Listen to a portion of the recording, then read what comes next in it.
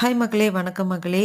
வீட்லயே எப்படி herbal hair growth oil make பண்ணுறது, அதுவும் நான் எப்படி செய்வேங்கிறதாங்க இந்த வீடியோவில் சொல்லியிருக்கேன். வீடியோக்குள்ளே போகிறதுக்கு முன்னாடி நீங்கள் என்னோட சேனலை சப்ஸ்கிரைப் பண்ணலைன்னா மறக்காமல் சப்ஸ்கிரைப் பண்ணி வச்சுக்கோங்க. இதை மாதிரி எண்ணெய் தயாரிக்கிறதுக்கு முன்னாடி தேவையான ஹெர்பல்ஸ் எல்லாத்தையும் வந்து நல்லா கழுவிட்டு எடுத்து வச்சுக்கலாங்க. நம்ம எல்லா ஹெர்பல்ஸுமே ஒரு பேப்பரில் நோட் பண்ணி வச்சுட்டு எல்லாம் சரியாக இருக்கான்னு செக் பண்ணிக்கணும். செக் பண்ணதுக்கப்புறம் பார்த்தீங்கன்னா உங்களுக்கு இதில் என்னென்ன ஹெர்பல்ஸ்ன்னு தெரிலன்னா சொல்லுங்கள். நெக்ஸ்ட் வீடியோவில் ஹெர்பல்ஸ்க்கான வீடியோ மட்டுமே போடுறேன். நான் வந்து நம்ம வீட்டு தோட்டத்தில் தானாக விழுந்த தேங்காய் எடுத்துங்க, அதை வந்துட்டு உடச்சி காய வச்சு மரச்சேக்கில் ஆட்டிட்டு வந்திருக்கேங்க. ஸோ அந்த தேங்காய் தான் எடுத்திருக்கேன். அது கூட வந்து பார்த்திங்கன்னா ஃபஸ்ட்டு எப்போவுமே வந்து ஏதாவது ஒரு பூ தாங்க போடுவேன். ஸோ நான் வந்து ஆவாரம்பூ போட்டிருக்கேன். அது கூட வந்து பார்த்திங்கன்னா 2 பெரிய தேங்காய் வந்து கொஞ்சமாக தண்ணி எடுத்து கெட்டியாக பால் எடுத்து அதையும் இதில் ஆட் பண்ணிக்கலாங்க.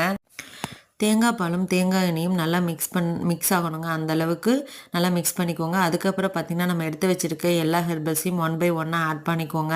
அது கூடயே வந்து பார்த்திங்கன்னா இடம்புரி, வலம்புரி இது எல்லாமே நம்ம ஆட் பண்ணிக்கலாங்க. ஓவர் நைட் சோக் பண்ண ஃப்ளாக்ஸ் சீடு, பாதாம் பருப்பு, கசகசாவை வந்துட்டு நல்லா கிரைண்ட் பண்ணிவிட்டு அதையும் இது கூட ஆட் பண்ணிக்கோங்க. நல்லா மிக்ஸ் பண்ணிக்கோங்க. ஏன்னா ஹெர்பல்ஸில் வந்து பார்த்திங்கன்னா மினரல்ஸ், விட்டமின்ஸ் தான் இருக்கும். ஸோ நம்ம ஹேர் க்ரோத்துக்கு தேவையான ப்ரோட்டீன்ஸ் வேணும் இல்லையா? ஸோ வந்துட்டு ஃப்ளாக்ஸ் சீடு, வெந்தயம், அதுக்கப்புறம் பார்த்திங்கன்னா பாதாம் பருப்பு, இது எல்லாமே ப்ரோட்டீன்ஸ் இருக்குங்க. ஸோ அதையும் ஆட் பண்ணிட்டு நல்லா மிக்ஸ் பண்ணி விட்டுட்டே இருங்க. இந்த ப்ராசஸ் வந்து கம்ப்ளீட் ஆகிறதுக்கு ஒரு 6 to 7 hours பக்கம் ஆகுங்க. ஸோ ஸ்லோ ஃப்ளேம்லேயே வச்சுட்டு நல்லா மிக்ஸ் பண்ணி விட்டுட்டே இருங்க. இந்த ஹேர் ஆயிலை நீங்கள் ரெகுலராக யூஸ் பண்ணிட்டு வரும்பொழுது ஓவரால் உங்களோட ஹேர் வந்து பார்த்திங்கன்னா நல்லா க்ரோத் ஆகுங்க. டேண்ட்ரஃப் கம்மியாகும்.